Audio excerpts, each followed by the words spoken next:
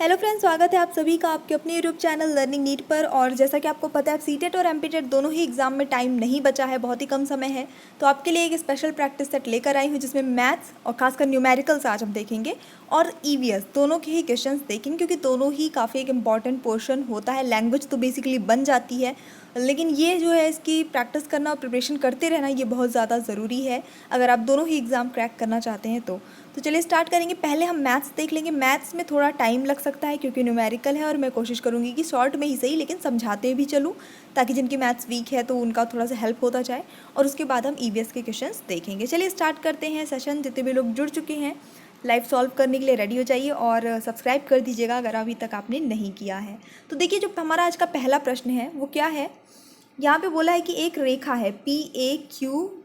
ये रेखा जो है, एक्चुअली रेखा खंड है, रेखा नहीं है।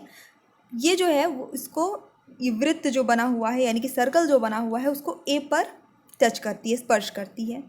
साथ ही साथ एक और जानकारी दी है कि ABCD एक चक्रीय चतुर्भुज है। दो जानकारी देने के बाद यहाँ पे एक जानकारी ये दी गई है कि एंगल CAQ यानी CAQ ये वाला जो एंगल बन रहा है ये है 70 अंश का। तो आपको बताना है एंगल ABC कितना होगा। ABC यानी ये वाला जो एंगल बन रहा है ये कितने अंश का होगा। ऑप्शन दिए हैं 110, 70, 80 या 90। डिग्री होता है ना, जो एंगल को मेज़र करते हैं डिग्री में, इंग्लिश मीडियम वालों के लिए मैं रिपीट करें, उसी को अंश बोलते हैं हिंदी में। तो मैं बार बार अंश बोल रही हूँ तो आप कंफ्यूज मत होइएगा। तो चलिए देख लेते हैं इसको, आप भी सॉल्व करिए और यहाँ पे मैं जिनकी मैथ्स वीक है उनके लिए थोड़ा सा सॉल्व कर देती हूँ। तो देखिए, एक सिंपल सा रूल तो ये है, क्योंकि ये आपका जो एंगल CAQ है और एंगल ADC है, यानी ये वाला जो एंगल बन रहा है, ये वाला जो एंगल बन रहा है, ये हमेशा बराबर होंगे। क्यों? क्योंकि एकांतर वृत्त कोण खंड के जो है ये कोण है, नियम है। तो अब इससे हमें एक चीज़ समझ में आ गई है कि ये वाला अगर 70 का है तो ये भी एंगल कितने का है, 70 अंश का है। ठीक है, अब हमें ये पता चल गया कि ये 70 अंश का है। निकालना कौन सा है, ये वाला निकालना है। ठीक है, अब हमेशा ये एक नियम है चक्रीय चतुर, क्योंकि ये एक चक्रीय चतुर्भुज है तो इसमें जो ये आमने सामने के एंगल्स होते हैं वो हमेशा क्या होते हैं, इनका जो सम होता है यानी कि योग होता है वो हमेशा 180 अंश का होता है। ठीक है, ये एंगल है 70 अंश का, ये हमें निकालना है, हमें नहीं पता है क्या है, एक्स मान लेते हैं। और ये दोनों का जोड़ जो होगा 180 होगा। तो फटाफट से निकाल लीजिए। अब करना क्या है, लिख देती हूँ आपके लिए मैं। एंगल ADC प्लस करेंगे आप एंगल ABC, तो आना चाहिए 180 अंश। अब हमको पता है कि एंगल ADC यानी ये वाला जो एंगल है वो कितने का है, 70 का है, क्योंकि ये भी 70 का था। तो इसकी जगह हमने लिख दिया 70 और जोड़ देंगे एंगल ABC बराबर आना चाहिए 180 अंश। अगेन सिंपल, आप क्या करिए, एंगल ABC इधर ही लिखे रहने दीजिए और इस 70 को आप लेके चले जाइए दूसरी साइड, ट्रांसफॉर्मेशन कर दीजिए इसका। ठीक है, ट्रांसफॉर्म कर दीजिए इधर। तो क्योंकि इधर ये क्या है, सम में है, प्लस में है, तो इधर माइनस में हो जाएगा। बस अब आपका उत्तर आ गया। 180 में 70 घटाएंगे तो बचेगा कितना, जाहिर सी बात है 110 बचेगा। छोटी छोटी जो एंगल सम प्रॉपर्टीज़ होती हैं, छोटी छोटी जितनी भी चीज़ें होती हैं ज्योमेट्री की, ये सारी चीज़ें आपको इन रूल्स जो है वो याद करने पड़ेंगे। जैसे कि वर्टिकली अपोजिट एंगल जो है वो सेम होते हैं, इसी तरह से। निम्न में से कौन सी परिमेय संख्या 3/5 और 4/5 के मध्य नहीं आती है। पहले आप खुद से करिए, फिर मैं एक्सप्लेन जल्दी से करूँगी, ज़्यादा टाइम नहीं लगेगा। चलिए आपको थोड़ा सा ट्रिक बता देती हूँ। पहले तो आपको क्या करना है, क्योंकि आप देख रहे हैं कि सभी जितने भी हमारे ऑप्शन है उसमें जो हर है वो काफ़ी ज़्यादा है, मतलब जो डिनोमिनेटर है वो ज़्यादा है, 5 नहीं है। तो हमें क्या करना है, इसके भी डिनोमिनेटर को ज़्यादा बढ़ाना है और क्या करना है, इक्विवेलेंट भी होनी चाहिए, इस चीज़ का ध्यान रखना है। तो हमें, मुझे लग रहा है यहाँ लार्जेस्ट 30 लिखा है, सबसे ज़्यादा नंबर। तो आप कुछ ऐसा करिए कि इसका भी हर जो है वो 30 हो जाए और इसका भी हर जो है वो 30 हो जाए। 30 करने के लिए क्या करेंगे, हमेशा जब गुणा करते हैं तो इक्विवेलेंट आए, इसके लिए दोनों ही, ऊपर और नीचे दोनों की संख्याओं को एक ही नंबर से गुणा करते हैं। 5 को हम गुणा करेंगे 6 से तो 30 होगा, है ना। तो अब हमने 5 को क्योंकि 6 से गुणा किया है तो हमें 3 को भी 6 से ही गुणा करना पड़ेगा। तो 3 गुणे 6 कितना हो जाएगा, 18।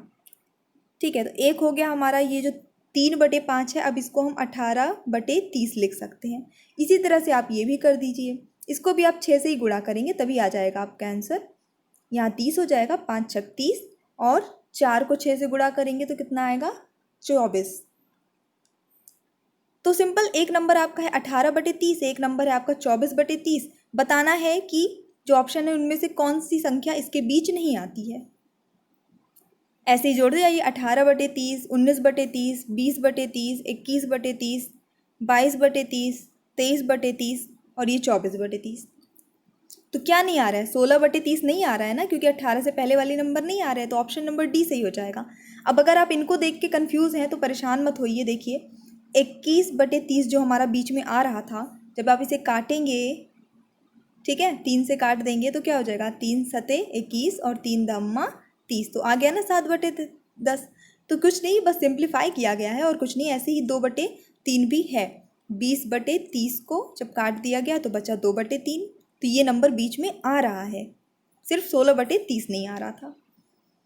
हम एक त्रिभुज की रचना नहीं कर सकते हैं यदि हमें दिए गए हैं क्या, केवल 3 कोण, 2 कोण और एक भुजा, केवल 3 भुजाएं, 2 भुजा और उनके मध्य का कोण।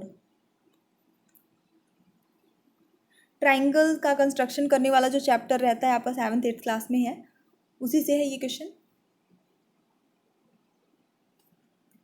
चलिए देख लेते हैं फिर इस प्रश्न के लिए आपका सही उत्तर क्या होगा। ऑप्शन नंबर यहाँ पे ए हो जाएगा कि सिर्फ 3 कोण, केवल 3 कोण ही दिया है तो हम त्रिभुज की रचना नहीं कर सकते हैं, यानी कि उसमें कोई ना कोई एक भुजा भी देना ज़रूरी होता है, कुछ ऐसा। तो यहाँ पे सही आंसर हो जाता है आपका ऑप्शन नंबर ए। यदि p का p% 36 हो तो p बराबर कितना होगा। आसान प्रश्न, फटाफट से सॉल्व करिए, छोटी क्लास का प्रश्न ये। चलिए हेल्प करती हूँ। p लिखा है, का मतलब होता है गुणे का चिन्ह, p% का मतलब होता है p/100, और ये बराबर है 36 के। p का मान ज्ञात करना है, फटाफट से ज्ञात करिए। ऑल राइट, तो ठीक है, अगर आपने इसका सही उत्तर गेस किया है ऑप्शन नंबर डी 60 तो सही है। कैसे होगा ये भी देख लेंगे। तो देखिए p का p से गुणा होगा तो ये होगा आपका p² बराबर, यहाँ हमने हम इसको इधर ले गए तो ये भाग में था तो ये यहाँ भी गुणे पे हो जाएगा, ठीक है, यहाँ से हटेगा तो यहाँ गुणे में हो जाएगा। तो 36 का 100 से गुणा किया तो हो गया 3600। अब p² अगर 3600 है तो p बराबर होगा 3600 का अंडर रूट कर देंगे बस। तो क्या आ जाएगा, 60 का जब 60 से गुणा होता है तब 3600 आता है ना, तो सही आंसर हो गया आपका 60। p बराबर हो जाएगा 60। स्क्वायर रूट, क्यूब रूट, ये सारी चीज़ जो है, वर्ग है, घन है, इन सब की अवधारणाओं को समझना इम्पॉर्टेंट है, बेसिक है ये। यदि सभी प्राकृतिक संख्याओं a और b के लिए a गुणे b बराबर a का स्क्वायर प्लस b का स्क्वायर माइनस ab है तो 9 गुणे 10 का मान क्या होगा। कुछ नहीं करना है, अब ये आप खुद सॉल्व करेंगे, मैं नहीं बताऊंगी। बस ए की जगह पे जहाँ जहाँ ए लिखा है वहाँ वहाँ 9 लिख दीजिए, जहाँ जहाँ बी लिखा है वहाँ वहाँ 10 लिख दीजिए और सॉल्व करिए, क्योंकि परीक्षा में आपको ही करना है। फटाफट से देख लीजिए, आपके लिए मैं यहाँ पे लिख भी देती हूँ थोड़ा सा इसको। 9 का स्क्वायर, ये इसी चीज़ को पुट कर देना है, प्लस 10 का स्क्वायर माइनस ए बी मतलब 9 गुणे 10, 9 गुणे 10। हल करिएगा इसको। 9 का स्क्वायर कितना होता है, 81 होता है, ठीक है, 9 गुणे 9 81। 10 का स्क्वायर क्या होता है, 10 दहम्मा 100, माइनस क्या करना है, 9 गुणे 10 यानी 90। हल करेंगे तो देखिए जो आपका बोडामास फॉर्मूला होता है उसके हिसाब से आपको पहले घटाना है फिर जोड़ना है। तो 81 प्लस 100 में से 90 गए, बचा 10, उत्तर क्या आया, 91। ठीक है, तो सही उत्तर कौन सा ऑप्शन होगा, ऑप्शन नंबर सी, 91। कोशिश कर रही हूँ कि आपको समझाते चलूँ, जिनकी मैथ अच्छी हो इरिटेट हो रहे होंगे कि टाइम लग रहा है ना। यदि किन्हीं दो प्राकृतिक संख्याओं a तथा b के लिए a raise to the power b बराबर 125 हो तो b raise to the power a क्या होगा।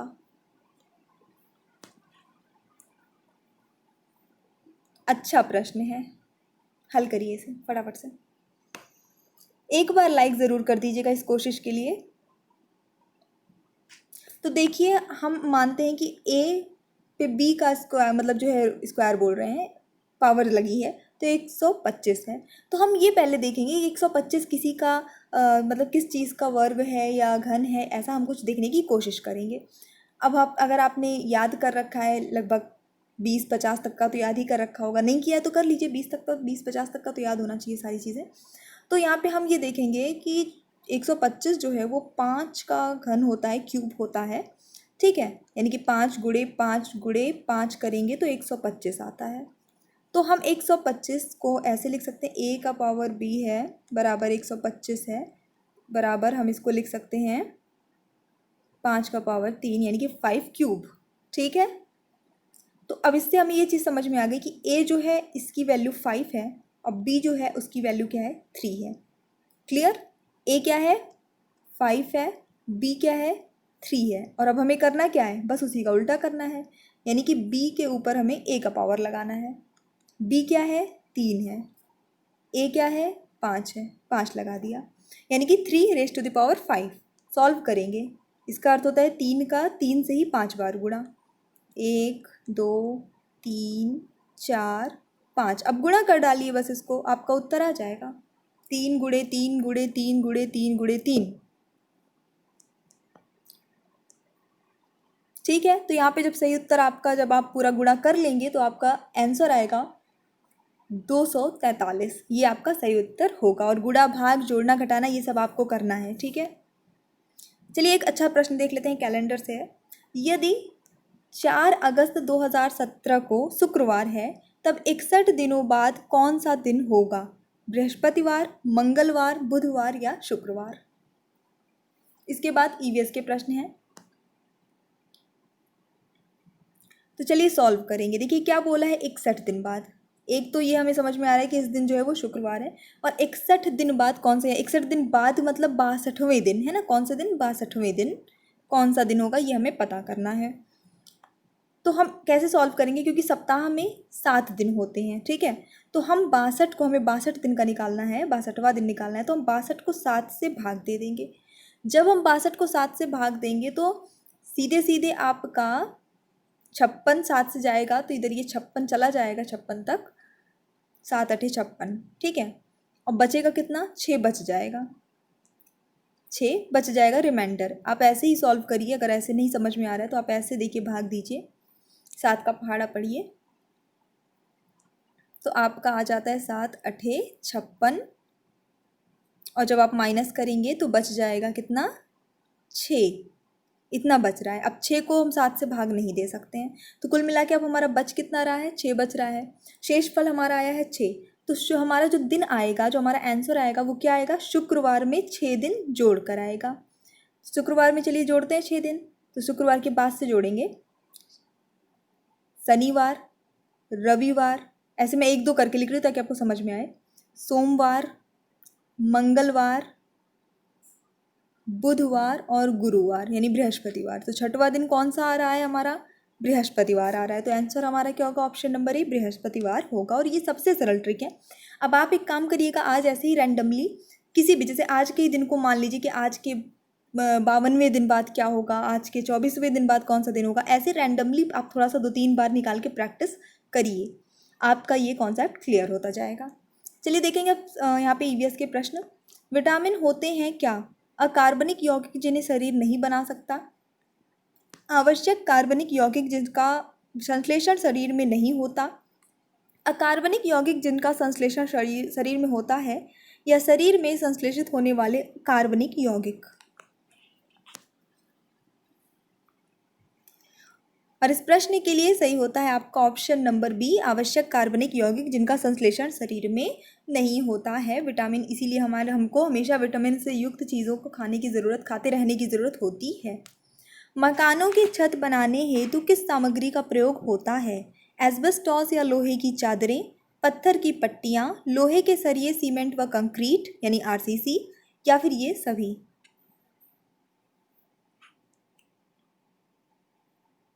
और उत्तर यहाँ पे सही होगा ये सभी। मोम के निर्माण हेतु मधुमक्खी के शरीर के किस भाग में मोम स्रावी ग्रंथियां होती हैं? उदर भाग में, अग्र भाग में, पश्च भाग में, ऊपरी भाग में?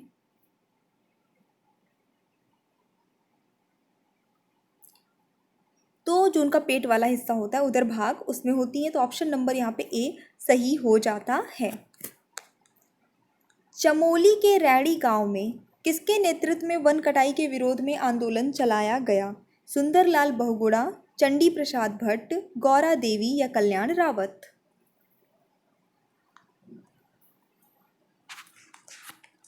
और इस प्रश्न के लिए आपका सही उत्तर होता है गौरा देवी। बढ़ेंगे हमारे अगले प्रश्न की ओर। निम्नलिखित में से भारत में कौन जैव विविधता का एक संवेदनशील स्थान माना जाता है? अरावली की पहाड़ियाँ, सिंधु गंगा का मैदान, पूर्वी घाट या पश्चिमी घाट?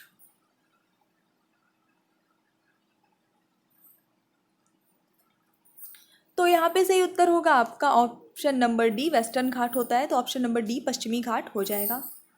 पारितंत्र में खाद्य श्रृंखलाओं के संदर्भ में निम्नलिखित में से किस प्रकार का या के जीव अपघटक जीव कहलाता या कहलाते हैं? विषाणु, कवक, जीवाणु। अब ये सारे कहला सकते हैं, आपको कोड में से देख के बताना है आंसर।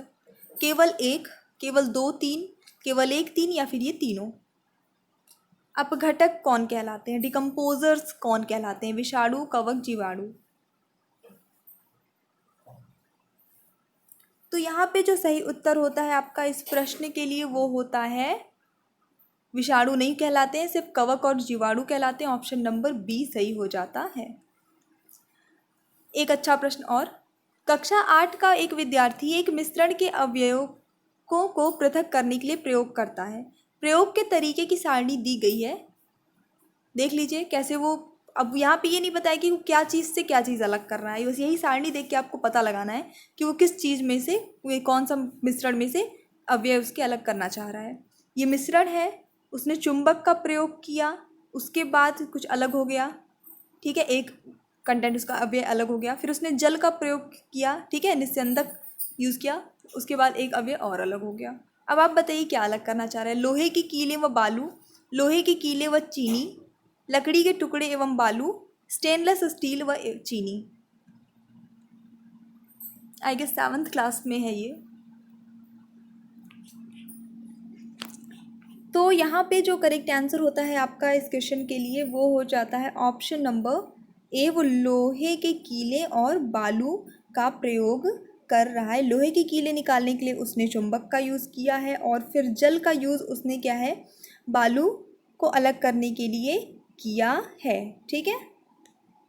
अब अगर आपने गलती से चीनी वाला ऑप्शन चूज़ किया था, तो यहाँ मैं बता दूं कि निस्यंदन की प्रक्रिया साफ साफ लिखी हुई है, जो कि एक तरह से कहते हैं जिसको फिल्ट्रेशन की प्रोसेस कहते हैं ना, जिसमें पानी मिलाते हैं और मतलब किसी भी चीज़ में है पानी, और उसको पेपर, फिल्टर पेपर या कपड़ा लगा के फिल्टर करेंगे, ठीक है। तो क्या होता है कि जो ठोस अशुद्धियाँ होती हैं वो ऊपर रह जाती हैं और जल जो है वो बह जाता है। तो इस तरह से निस्यंदन लिखा था, इस वजह से बालू ही होगा। चीनी का अलग करने के लिए हम अगर जल का यूज़ करेंगे, चीनी उसमें घुल जाएगी, ठीक है।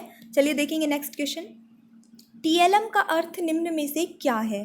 Teaching light material, teaching learning method, teaching learning material या teaching learning moment? I think सबको पता होगा, सबने ट्रेनिंग की है,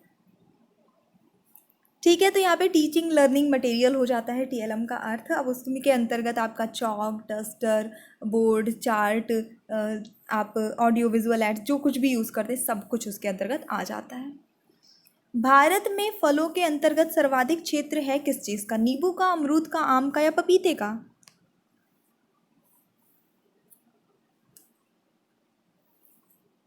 तो आम की खेती फिलहाल जो ऑप्शन दिए उनमें से सभी फलों में से सबसे ज़्यादा होती है। उत्तर भारत और आंध्र प्रदेश में इसकी खेती सबसे ज़्यादा की जाती है। ऑप्शन नंबर सी सही हो जाता है। निम्नलिखित में कौन अम्ल वर्षा का वृहद प्रदूषक है? Sulphur dioxide, carbon dioxide, carbon monoxide या हाइड्रोजन पेरोक्साइड?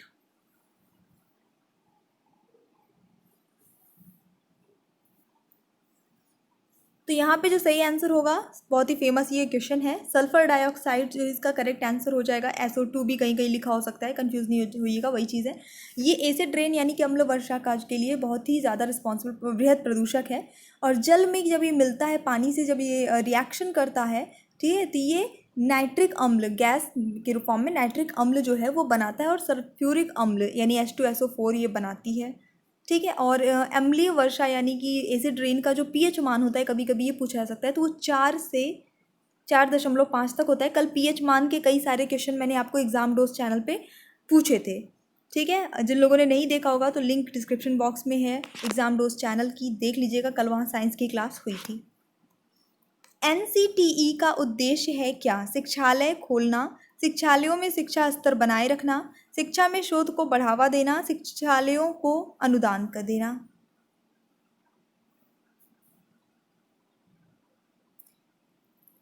NCTE जिसका फुल फॉर्म होता है national council of teachers national council for teacher और एजुकेशन हो जाता है, ठीक है। ऑफ मैंने बोल दिया बाय मिस्टेक। इसका जो मेन उद्देश्य होता है वो शिक्षालयों में शिक्षा के स्तर को बनाए रखना है, तो करेक्ट आंसर आपका ऑप्शन नंबर बी हो जाता है। हमारे देश में वन महोत्सव दिवस मनाया जाता है कब? 2 अक्टूबर को, 1 जुलाई को, 10 अगस्त को या 1 दिसंबर को।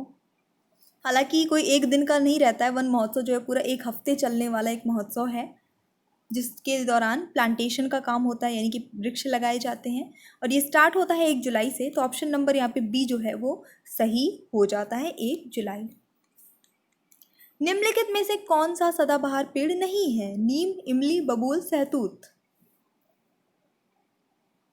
सदाबहार पेड़ पौधे ऐसे पौधे या वृक्ष होते हैं जो जिन पे हर मौसम में पत्ते रहें, ठीक है।